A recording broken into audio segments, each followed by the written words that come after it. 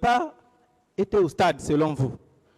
Alors, votre cortège, le dispositif de sécurité qui était déjà prêt, les militaires qui le composaient, ils sont allés où? Ces militaires-là sont allés où? Mais celui qui est allé au stade, demandez-le. Vous ne posez pas de questions. Il était devant vous? Non, ce sont vos gardes. Ces militaires-là sont allés où? Oui, même si c'est ma garde, mais il a sa responsabilité à jouer. Il a un rôle à jouer. Il était là, il fallait lui poser la question. Ce n'est pas à moi de poser cette question, maître. C'est au stade. Ces militaires-là sont allés au stade.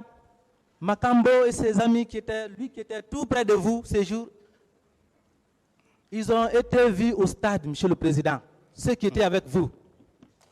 Est-ce qu'ils pouvaient aller au stade sans votre ordre? Mais j'estime que vous êtes, maître, vous êtes en train, vous n'avez pas tellement de preuves que vous essayez de faire une provocation afin que je puisse adopter un comportement désagréable, mais je ne le ferai pas parce que je sais déjà que vous n'avez pas de preuves. Ce sont des manières à me pousser et à faire un comportement désagréable devant le tribunal. Je ne réponds pas à cette question, maître. D'accord. Alors, si vous n'avez pas été au stade, la garde qui était prête, normalement son rôle, est-ce que ce n'était pas rester à côté de vous pour votre sécurité? La reine des preuves, donnez-moi une preuve devant le procureur est devant vous, exhibez un document, exhibez quelque chose de preuve qu'il puisse exhiber au président du président. Sinon, je ne réponds pas à votre question. Parce que vous n'avez aucune preuve. Vous voulez me faire parler, me connaissant, afin que je puisse avoir un langage déplacé pour en profiter de cela. C'est ça votre stratégie. Monsieur Camara, je n'ai pas de... Il pose des questions et les réponses, c'est pour le tribunal. C'est pourquoi je vous demande de vous contenter de répondre aux questions. S'il vous plaît. Je n'ai pas de réponse, maître, à cette question. C'est simple, hein? C'est simple comme ça. Monsieur le Président. Continuez, maître. Si ce n'est pas vous qui avez envoyé le colonel Tigro au stade, d'où il peut tirer le pouvoir d'aller demander aux forces vives de reporter leurs manifestations, leurs meetings? D'où il peut tirer ce pouvoir si ce n'est pas de vous? Si ce n'est pas vous qui l'avez envoyé, est-ce qu'il peut prendre l'initiative sur lui-même, lui seul, de se rendre au stade?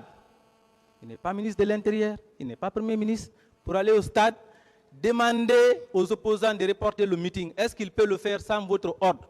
Mais vous pensez que le colonel Teboro, vous pensez que c'est un académicien? Il n'a pas peur, c'est peut-être par respect qu'il a pour moi.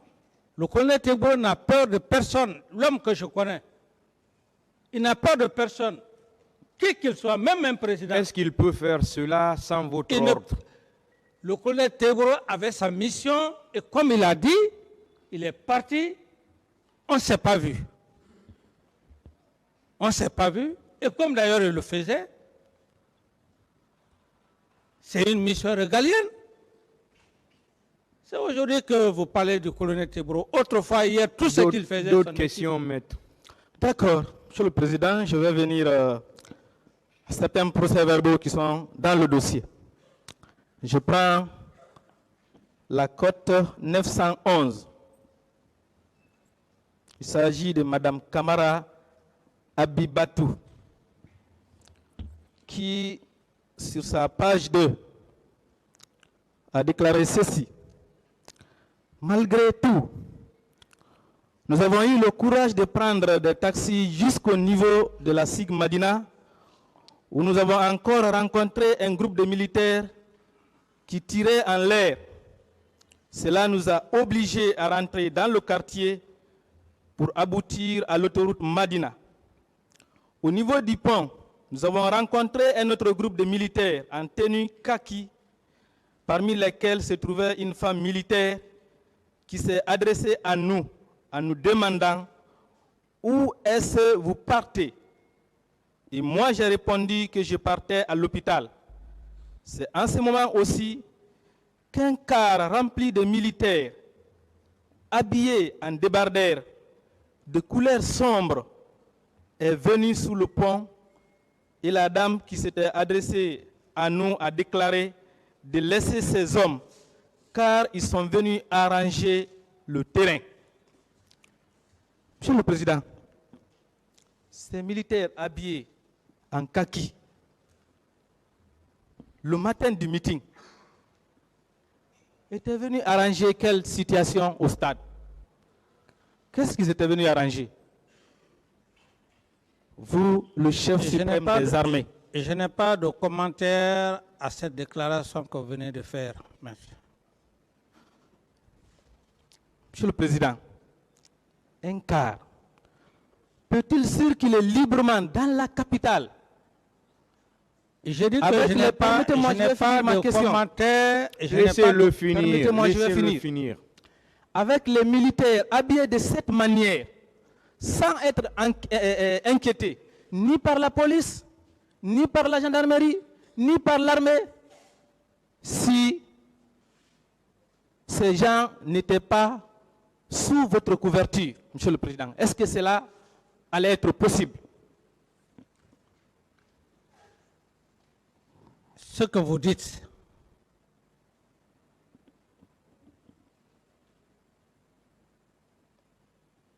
c'est une provocation.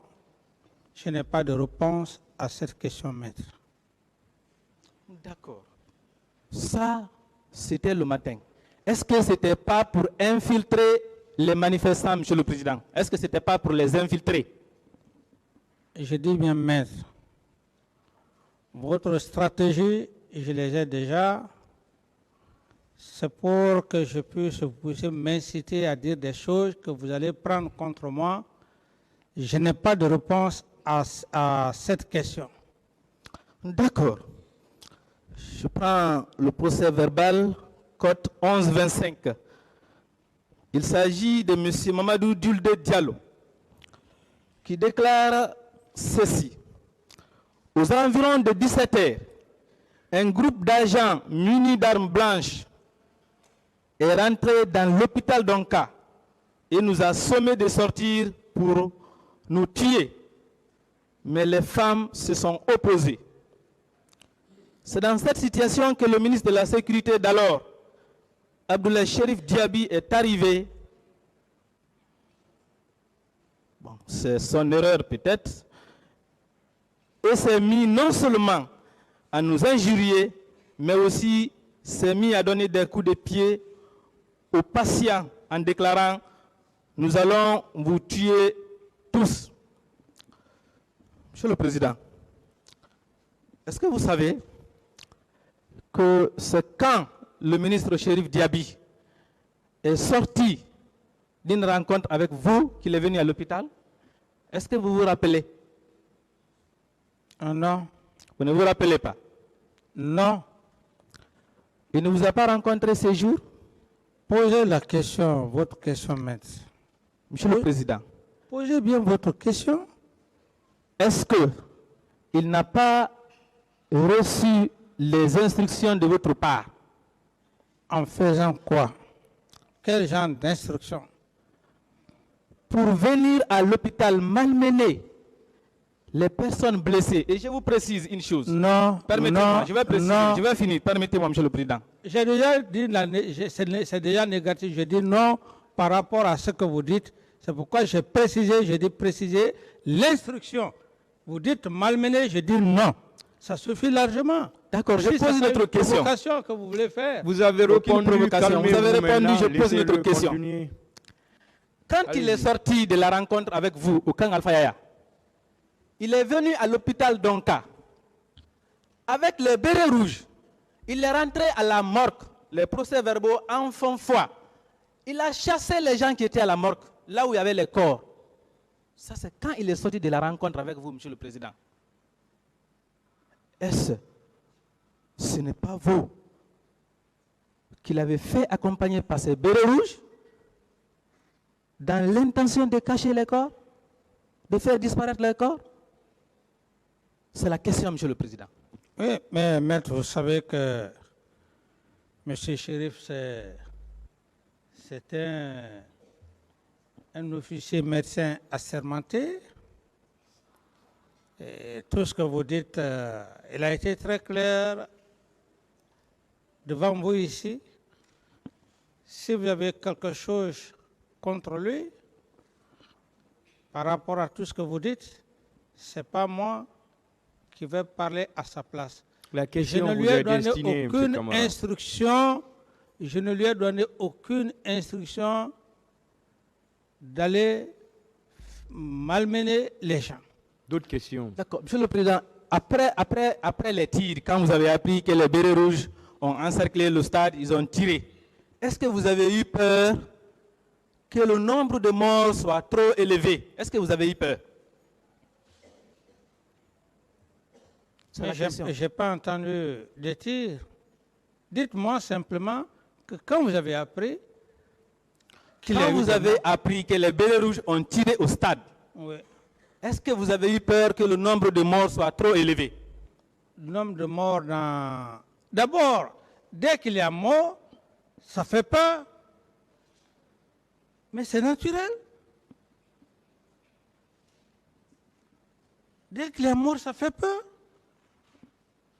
Vous vous imaginez un cas de mort?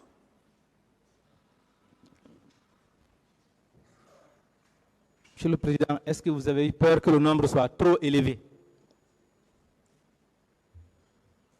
Ce n'est pas un problème de nombre. Ce n'est pas un problème de nombre. D'accord. Je prends le PV. Code 889.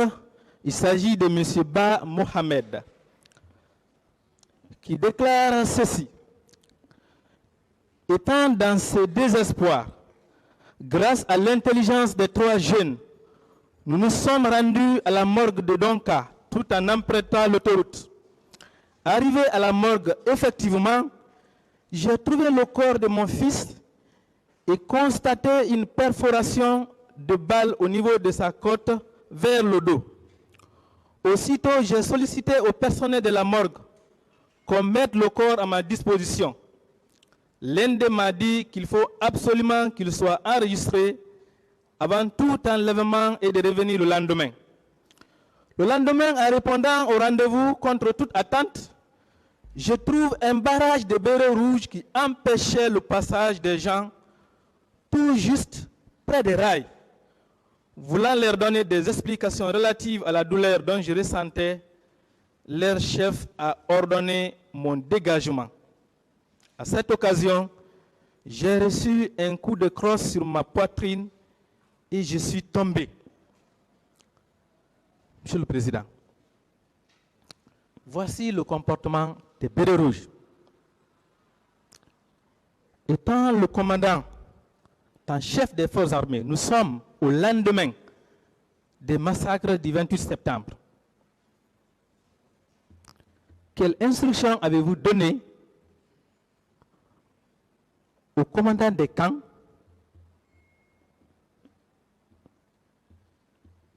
par rapport à la suite des événements, notamment la sécurisation des corps, la sécurisation des personnes qui étaient à la recherche de leurs parents? Quelle instruction avez-vous donnée?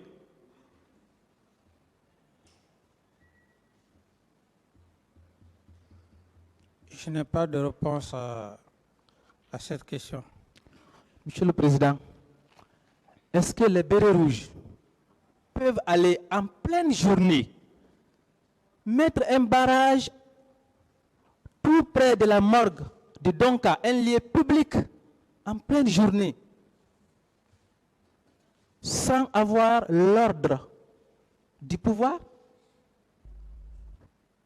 Est-ce que cela est possible? Je n'ai pas de réponse à cette question. Merci, Monsieur le Président. Je continue. Je prends le PV 934 Il s'agit de M. Abdraman Baldé, qui déclare ceci. Oui, je dois ajouter qu'en allant à Danka, le véhicule de la Croix-Rouge à bord duquel nous étions avait été bloqué par le ministre Claude Pivy. Tous les occupants qui étaient des blessés ont été descendus du véhicule.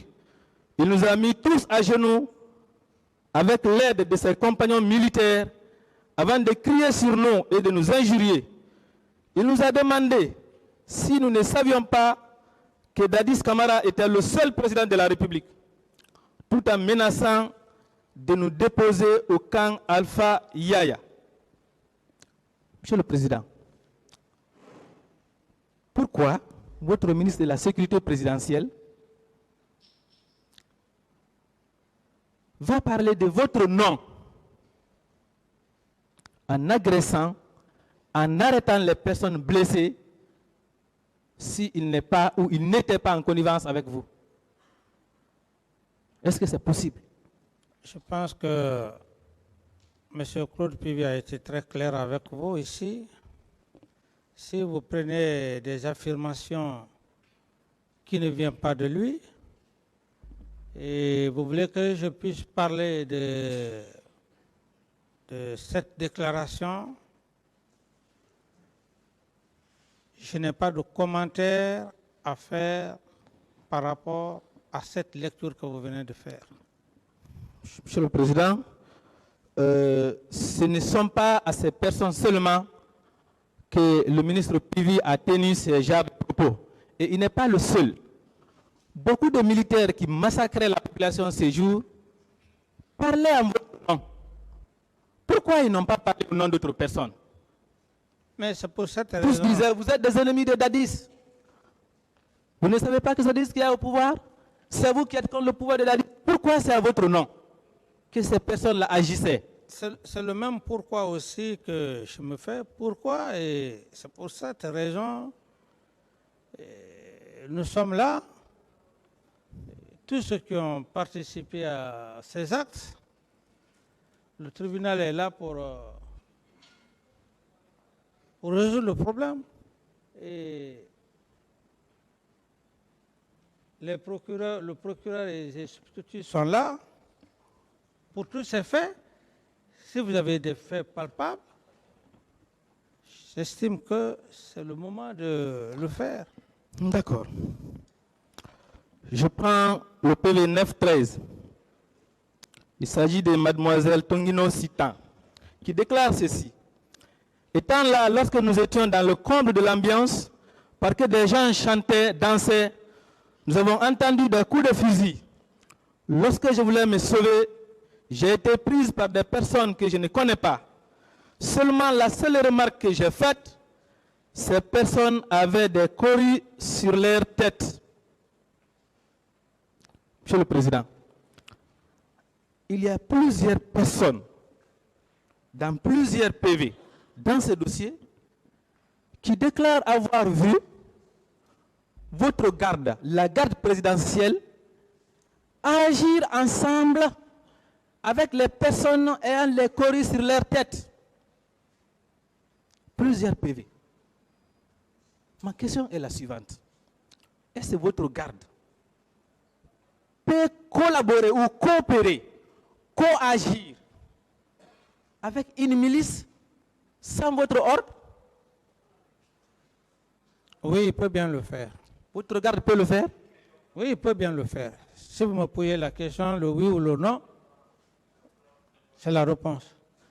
Alors, qui avait donné l'ordre à votre garde ces jours de sortir et d'agir avec les milices au stade?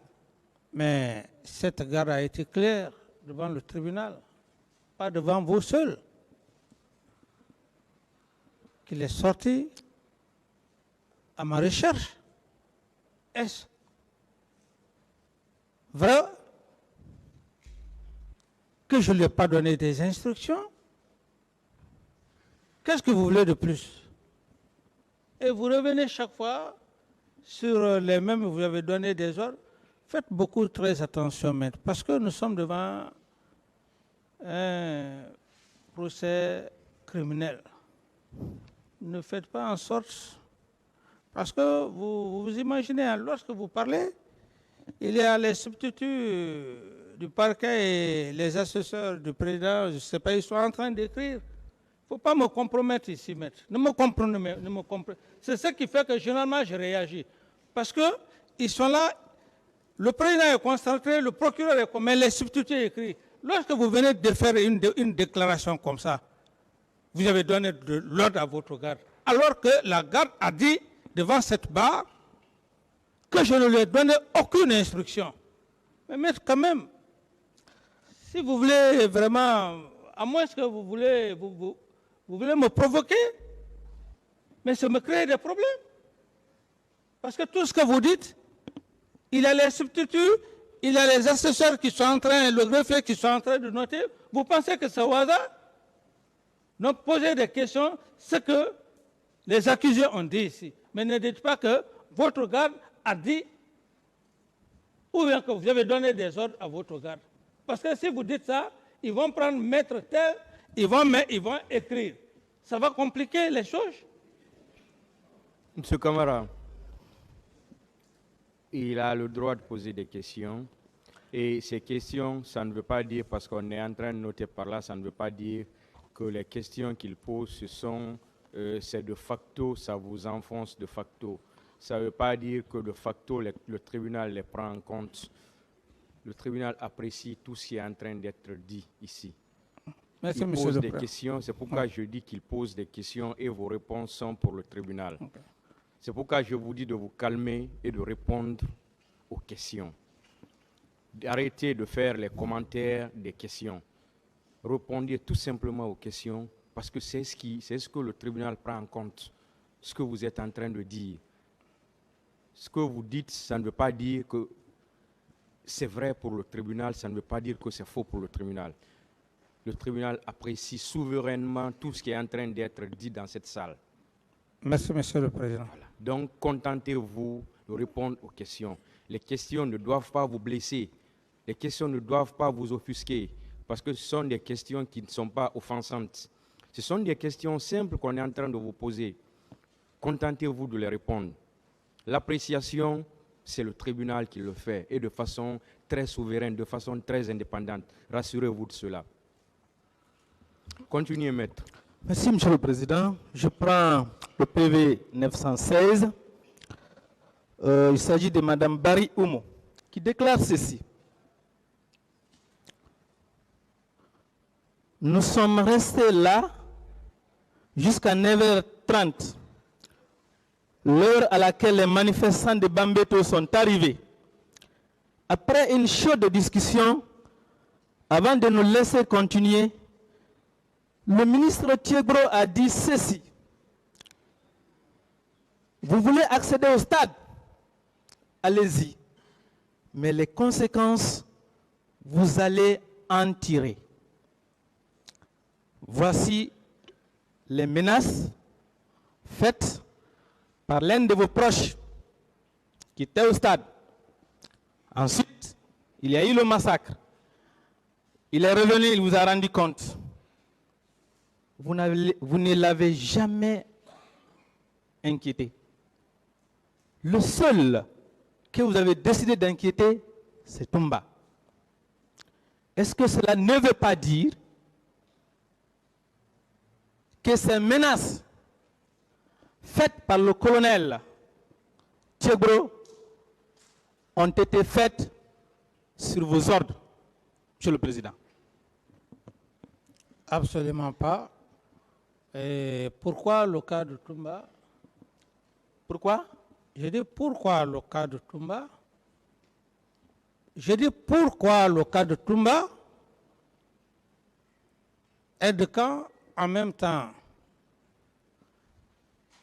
il gère le régiment qui demande du stade de ne pas aller au stade. C'est la même personne qui va aller au stade. Cependant, le colonel Tebbourou, on ne s'est pas vu le matin, mais lui qui m'a dissuadé, il est parti au stade. Donc, c'est très différent. Le colonel Teboro, on ne s'est pas vu le matin, il a été très clair ici. Alors, ou vous parlez le cas du colonel Teboro, ou vous parlez le cas, mais ne parlez pas des deux. Voilà, si vous faites allusion à ces cas, les deux cas sont différents. Les deux cas, son cas est différent par rapport au cas du colonel Teboro. Parce que le colonel Teboro, on ne s'est pas vu le matin. Je ne lui ai pas donné d'instruction. Comme il a une mission régalienne. Les deux camps qui étaient avec moi, celui qui est parti sans mes instructions, il a été clair. Alors quand il y a ça, je dois d'abord m'attaquer à mon aide de camp sous forme de trahison. C'est ça même. Monsieur le Président, je prends le PV 10-17. Il s'agit de Mme Diallo Yaïma Diou.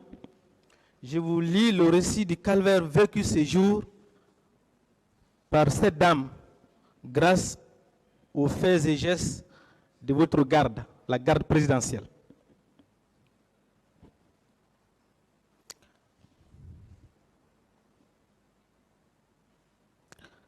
Malgré tout, étant sous les chaises, à l'aide de son poignard, il tentait toujours à me poignarder.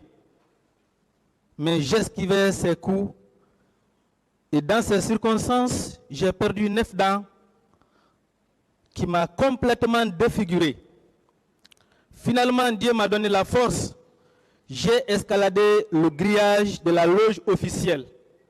L'un d'eux a ordonné à ce qu'on tire sur ma tête, car j'allais m'enfuir. Mais malheureusement pour eux, les balles étaient finies. J'ai pu quitter la loge officielle en descendant les marches de la tribune en direction de la pelouse. À cet endroit, ils violaient les femmes. J'ai constaté des bérets rouges possédaient également toutes sortes d'armes tranchantes, couteaux, ciseaux, coupe-coupe et haches. Mon pantalon était déchiré par les militaires. Je suis parvenu à leur échapper. Je me suis dirigé à nouveau vers la tribune en étant poursuivi par 7-8 bérets rouges. Arrivé en haut de la tribune, j'ai été terrifié. J'ai sauté et je suis tombé sur des gens qui se trouvaient en bas. Ma chute a été amortie par leur corps et était sûrement blessée par le mien. J'ai eu une entorse au poignet gauche. 2 jeunes ont voulu me porter secours. Le premier a reçu une balle dans la tête et est mort sur le coup, comme le second qui a pris une balle dans la poitrine. En se dirigeant vers les vestiaires, j'ai rencontré un garde-corps d'un des leaders à qui j'ai demandé de l'aide. Monsieur le Président, cette chasse à l'homme organisée et exécutée par votre garde en plein jour, est-ce qu'une telle chasse peut être effectuée sans votre protection et sans vos ordres? Sans ordre. Sans votre protection. Je dis sans ordre. Et la protection. Le reste de protection, je ne rentre pas dans les détails. Vous avez parlé d'ordre. L'ordre, c'est l'instruction. Sans ordre, il peut le faire sans ordre. Ces armes blanches, est-ce que votre garde présidentielle est habilitée à les détenir, ces coupe-coupe? Est-ce qu'elle est habilitée? Non. Est-ce qu'elle peut sortir du camp avec de telles armes sans que vous-même, vous ne vous en rendiez compte? Est-ce que c'est possible? C'est bien possible. Pourquoi? En quoi ça peut être possible? La preuve en est, quand lui-même ils m'ont fait rentrer au bureau, il est parti au camp, au stade, sans que je ne cherche.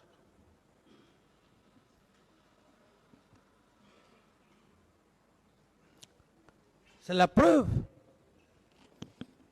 D'accord. Monsieur le Président, je vais ouvrir un peu le cas des viols. Beaucoup de femmes ont connu des viols traumatisants ces jours, Monsieur le Président. En attendant de savoir plus tard si le tribunal décidera de maintenir la publicité quand les victimes de viols vont commencer, je vais m'abstenir de dire leur nom. Je donne les cotes de leur PV. Cote 902.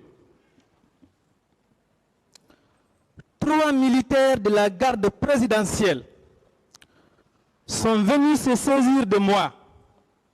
Le premier m'a giflé, m'a pris les cheveux et m'a retiré mon téléphone. Le second m'a balayé et m'a mise par terre avant de déchirer mon pantalon et mon t-shirt. Le troisième s'est joint à eux. Ils se sont tous mis à écarter mes jambes et à introduire leurs mains. Je me limite là. J'ai crié tout en essayant de résister. Mais comme ils étaient plus forts, ils ont continué leur sale besogne en me frappant et en proférant toutes sortes d'injures. J'ai été blessé au genou gauche, à la jambe gauche et au sexe qui saignait.